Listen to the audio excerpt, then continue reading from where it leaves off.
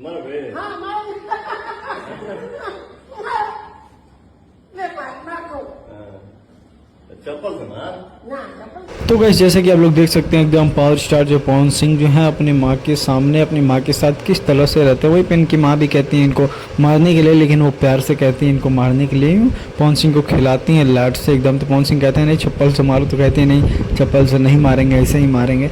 और बहुत ही सारा माँ और बेटे में बहुत ही ज़्यादा प्यार है, एकदम क्लोज ही रहते हैं ये दोनों के दोनों। और पवन सिंह हमेशा ज़्यादा से ज़्यादा अपनी माँ को ही ज़्यादा टाइम देते हैं, एकदम साथ में ही रहते हैं, इनके साथ ही घूमना फिरना बहुत ही ज़्यादा करते हैं। आप लोग जैसे वीडियो में देख सकते हैं पवन सिंह का क्या किस तरह पवन सिंह की माँ उनको गले लगा रही हैं, एकदम लाड प्यार कर रही हैं, एकदम प्यार से ख्याल रखती हैं पवन सिंह का। इसीलिए तो पावर स्टार हैं और इस घर में भी स्टार हैं और बाहर के भी स्टार हैं पवन सिंह। तो बाकी ये वीडियो आप लोगों को कैसी लगी कमेंट करके जरूर बताएं। और माँ बाप में क्या प्यार है, बेटे में क्या प्यार है, आप लोग जरूर बताइएगा। Thank you for watching.